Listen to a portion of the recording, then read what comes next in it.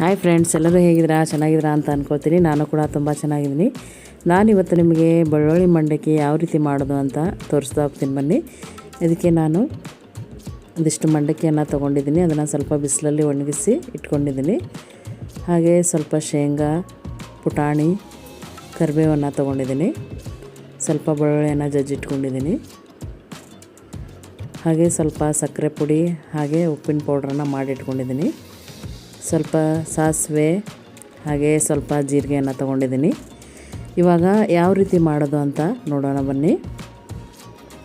Gas ಮೇಲೆ ಒಂದು ಬಾಳಿಗೆಯನ್ನು ಇಟ್ಕೊಂಡು ಅದಕ್ಕೆ ಇವಾಗ ಎಣ್ಣೆಯನ್ನು ಸೇರಿಸೋಣ.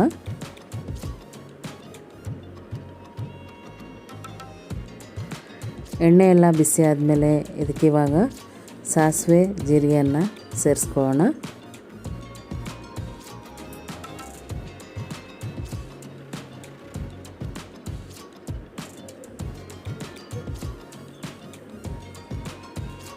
ಒಂದೆರಡು ಸ್ಪೂನಷ್ಟು ಸಾಸಿವೆ ಸೇರಿಸ್ಕೊಳ್ಳಿ ಫ್ರೆಂಡ್ಸ್. ಹಾಗೆ ಒಂದು 3 ಸ್ಪೂನಷ್ಟು ಜೀರಿಗೆಯನ್ನು ಸೇರಿಸ್ಕೊಳ್ಳೋಣ. ಇದು ಚಟಪಟ ಅಂತ ಸಿಡಿಲಿ, ಆಮೇಲೆ ಜೀರಿಗೆಯನ್ನು ಸೇರಿಸ್ಕೊಳ್ಳೋಣ.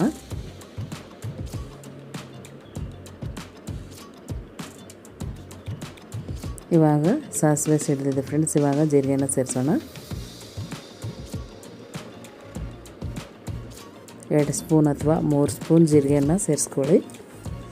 ಹಾಗೆ ಈ ಪುಟಾಣಿ ಮತ್ತು ಶೇಂಗಾವನ್ನು ಸಹ ಇದಕ್ಕೆ ಸೇರಿಸ್ಕೊಂಡು ಫ್ರೈ ಮಾಡ್ಕೊಳ್ಳೋಣ.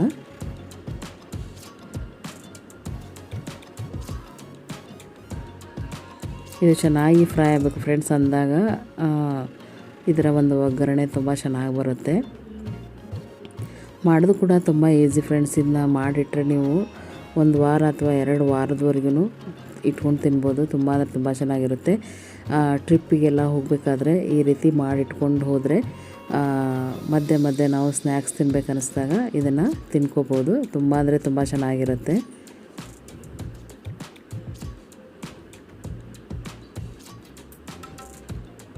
ಇವಾಗ ಕರಿಬೇವನ್ನು ಸೇರಿಸ್ಕೊಳ್ಳೋಣ.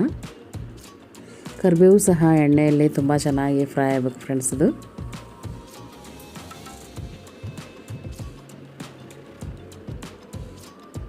ಇದೆಲ್ಲ ಚೆನ್ನಾಗಿ ಫ್ರೈ ಆದಮೇಲೆ ಇವಾಗ ಒಣಮೆಣಸಿನ್ಕಾಯನ್ನು ಸೇರಿಸ್ಕೊಳ್ಳೋಣ. ಒಣಮೆಣಸಿನ್ಕಾಯಿ ಹಾಕೋದ್ರಿಂದ ಟೇಸ್ಟ್ ತುಂಬ ಚೆನ್ನಾಗಿ ಬರುತ್ತೆ. ನಿಮಗೆ ಇಷ್ಟ ಇಲ್ಲ ಅಂದರೆ ಸ್ಕಿಪ್ ಮಾಡ್ಕೋಬೋದು.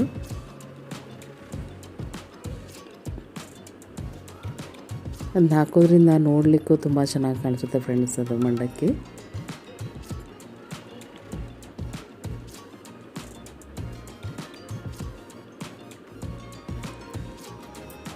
ಇದು ಕೂಡ ತುಂಬ ಚೆನ್ನಾಗಿ ಫ್ರೈ ಆಗಬೇಕು. ಇದೆಲ್ಲ ಫ್ರೈ ಆದಮೇಲೆ ಇವಾಗ ಜಜ್ಜಿಟ್ಕೊಂಡಿರುವಂಥ ಒಂದು 8-10 ಬೆಳ್ಳುಳ್ಳಿಯನ್ನು ಸೇರಿಸ್ಕೊಳ್ಳೋಣ. ಇದಕ್ಕೆ ಸ್ವಲ್ಪ ಎಣ್ಣೆ ಹಾಗೆ ಬೆಳ್ಳುಳ್ಳಿ ಜಾಸ್ತಿನೇ ಬೇಕು ಫ್ರೆಂಡ್ಸ್. ಯಾಕಂದರೆ ಮಂಡಕ್ಕಿ ಜಾಸ್ತಿ ಇರೋದ್ರಿಂದ ಒಗ್ಗರಣೆಯೂ ಸಹ ಜಾಸ್ತಿನೇ ಬೇಕಾಗುತ್ತೆ.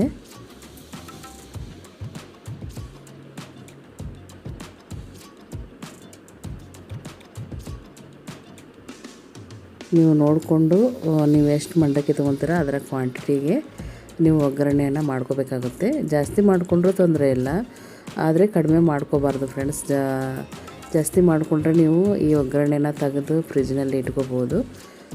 ಬಟ್ ಕಡಿಮೆ ಮಾಡಿಕೊಂಡ್ರೆ ಅದು ಮಂಡಕ್ಕಿ ಅಷ್ಟು ಚೆನ್ನಾಗಿ ಬರಲ್ಲ.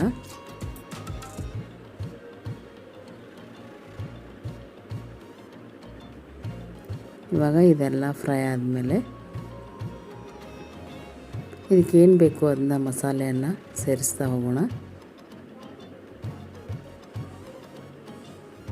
ಚೆನ್ನಾಗಿ ಫ್ರೈ ಮಾಡ್ಕೊಳ್ಳಿ ಫ್ರೆಂಡ್ಸ್ ಇದನ್ನು ಒಂದ್ಸಲ. ಇವಾಗ ಖಾರದ ಪುಡಿಯನ್ನು ಸೇರಿಸೋಣ. ಉರಿಯನ್ನು ಸಿಮ್ಮಲ್ಲೇ ಇಟ್ಕೊಂಡು ಖಾರದ ಪುಡಿಯನ್ನು ಸೇರಿಸ್ಕೊಳ್ಳಿ ಫ್ರೆಂಡ್ಸ್. ಇಲ್ಲಾಂದರೆ ಕಪ್ಪಾಗಿಬಿಡುತ್ತೆ.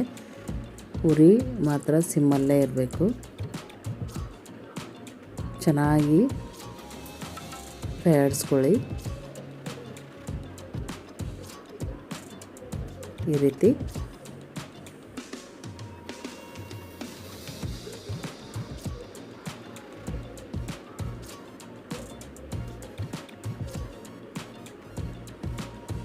ಇದೆಲ್ಲ ಚೆನ್ನಾಗಿ ಫ್ರೈ ಆದಮೇಲೆ ಇವಾಗ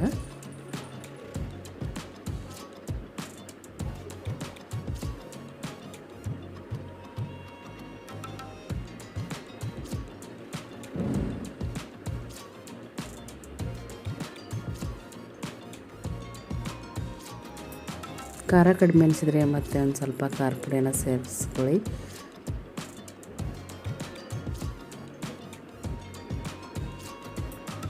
ನೀವು ಎಷ್ಟು ಚೆನ್ನಾಗಿ ಇದನ್ನು ಫ್ರೈ ಮಾಡ್ಕೊಳ್ತೀರೋ ಅಷ್ಟು ಚೆನ್ನಾಗಿ ಮಂಡಕ್ಕಿ ಬರುತ್ತೆ ಫ್ರೆಂಡ್ಸ್. ಇದೆಲ್ಲ ಫ್ರೈ ಆದಮೇಲೆ ಇವಾಗ ಮಂಡಕ್ಕಿಗೆ ಸೇರಿಸ್ಕೊಳ್ಳೋಣ. ಇಷ್ಟು ಮಂಡಕ್ಕಿಗೆ ನಾನು ಈ ಕ್ವಾಂಟಿಟಿಯಲ್ಲಿ ಒಗ್ಗರಣೆಯನ್ನು ಮಾಡ್ಕೊಂಡಿದ್ದೆ. ಅದು ಬಿಸಿ ಇರುವಾಗಲೇ ಮಂಡಕ್ಕಿಗೆ ಸೇರಿಸ್ಕೊಂಡ್ಬಿಡಿ ಫ್ರೆಂಡ್ಸ್. ಇದನ್ನು ಈ ರೀತಿ ಮೊದಲು ಸ್ಪೂನ್ನಲ್ಲಿ ಮಿಕ್ಸ್ ಮಾಡ್ಕೊಳ್ಳಿ. ನೀವು ಮಂಡಕ್ಕಿ ಕ್ವಾಂಟಿಟಿ ಎಷ್ಟು ತೊಗೊಂಡಿದ್ದೀನಿ ಅಂತ ನೀವು ಇಲ್ಲಿ ನೋಡ್ಬೋದು. ಇಷ್ಟು ಕ್ವಾಂಟಿಟಿಗೆ ಅಷ್ಟು ಒಗ್ಗರಣೆ ಬೇಕಾಗುತ್ತೆ ಫ್ರೆಂಡ್ಸ್. ಅದು ಬಾಯಲ್ಲಿಟ್ಟರೆ ಕರಗ್ತಾ ಇರುತ್ತೆ ಫ್ರೆಂಡ್ಸ್, ಅಷ್ಟು ಚೆನ್ನಾಗಾಗುತ್ತೆ ಇದು. ನೀವು ಒಂದು ಸಲ ಫಸ್ಟ್ ಮಾಡೋರಾದರೆ ಸ್ವಲ್ಪ ಮಂಡಕ್ಕಿಯನ್ನು ತೊಗೊಂಡು ಈ ರೀತಿ ಒಗ್ಗರಣೆಯನ್ನು ಮಾಡಿ ಟ್ರೈ ಮಾಡಿ. ಖಂಡಿತವಾಗ್ಲೂ ತುಂಬ ಈಸಿಯಾಗಿ ತೋರಿಸಿದ್ದೀನಿ.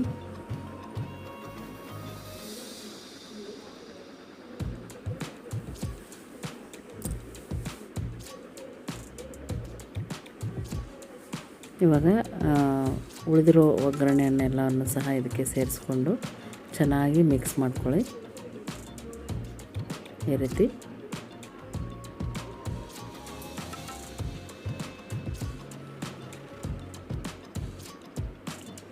ಸ್ವಲ್ಪ ತಣ್ಣಗಾದ ಮೇಲೆ ಕೈಯಲ್ಲೇ ಮಿಕ್ಸ್ ಮಾಡ್ಕೊಳ್ಳಿ ಫ್ರೆಂಡ್ಸ್. ಅಂದರೆ ಮಂಡಕ್ಕಿ ಎಲ್ಲ ಸಹ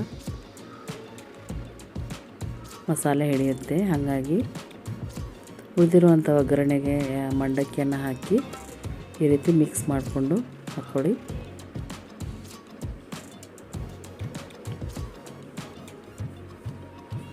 ಇವಾಗ ಎಲ್ಲವನ್ನು ಚೆನ್ನಾಗಿ ಕೈಯಲ್ಲಿ ಮಿಕ್ಸ್ ಮಾಡ್ಕೊಳ್ಳಿ ಫ್ರೆಂಡ್ಸ್. ಈ ರೀತಿ ಕೈಯಲ್ಲಿ ಉಜ್ಜಬೇಕು ಫ್ರೆಂಡ್ಸ್ ಅದನ್ನು. ಆವಾಗ ಎಲ್ಲ ಮಂಡಕ್ಕಿಗೂ ಮಸಾಲೆ ಹಿಡಿಯುತ್ತೆ.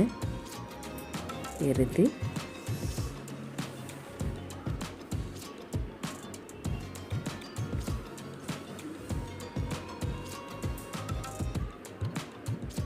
ಎಲ್ಲವೂ ಸಹ ಈ ರೀತಿ ಮಿಕ್ಸ್ ಮಾಡ್ಕೋಬೇಕು ಫ್ರೆಂಡ್ಸ್. ಇದನ್ನು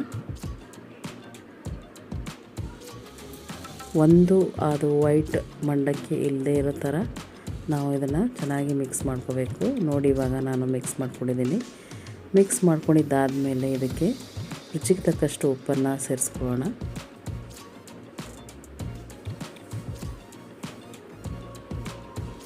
ಹಾಗೆ ಇವಾಗ ಸಕ್ಕರೆ ಪೌಡ್ರನ್ನು ಸೇರಿಸ್ಕೊಳ್ಳೋಣ.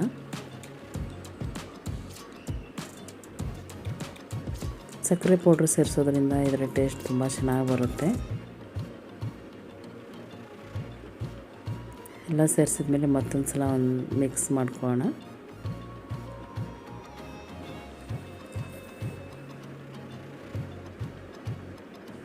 ಇದನ್ನೆಲ್ಲ ಮಿಕ್ಸ್ ಮಾಡ್ಕೊಂಡು ಒಂದು ಸಲ ಟೇಸ್ಟ್ ಮಾಡಿ ನೋಡಿ ಫ್ರೆಂಡ್ಸ್. ಒಂದೇನಾದರೂ ಉಪ್ಪು ಅಥವಾ ಸಕ್ಕರೆ ಕಡಿಮೆ ಆದರೆ ಮತ್ತೆ ಸೇರಿಸ್ಕೋಬೋದು. ಮೊದಲಿಗೆ ಜಾಸ್ತಿ ಸೇರಿಸ್ಕೊಳ್ಳಿಕ್ಕೆ ಹೋಗಬೇಡಿ.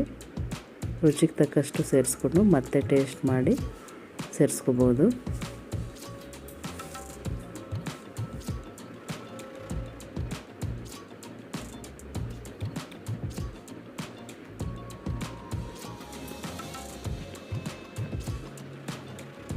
ಸ್ವಲ್ಪ ಉಪ್ಪು ಕಡಿಮೆ ಆಗಿದೆ ಫ್ರೆಂಡ್ಸ್, ಹಾಗಾಗಿ ಉಪ್ಪನ್ನು ಸೇರಿಸ್ಕೊಳ್ತಾ ಇದ್ದೀನಿ. ಈ ರೀತಿ ಮಾಡಿಕೊಂಡು ನಾವು ಅಡ್ಜಸ್ಟನ್ನು ಮಾಡ್ಕೋಬೋದು. ಹಾಗೆ ಸ್ವಲ್ಪ ಸಕ್ಕರೆ ಪೌಡ್ರನ್ನು ಸಹ ನಾನು ಸೇರಿಸ್ಕೊಳ್ತಾ ಇದ್ದೀನಿ. ಎಲ್ಲವನ್ನು ಸಹ ಚೆನ್ನಾಗಿ ಮಿಕ್ಸ್ ಮಾಡ್ಕೊಳ್ಳಿ. ಈ ರೀತಿ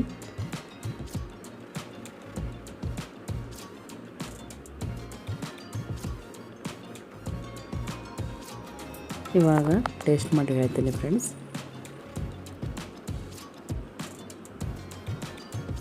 ಇವಾಗ ಕರೆಕ್ಟಾಗಿದೆ. Thank you so much. Bye.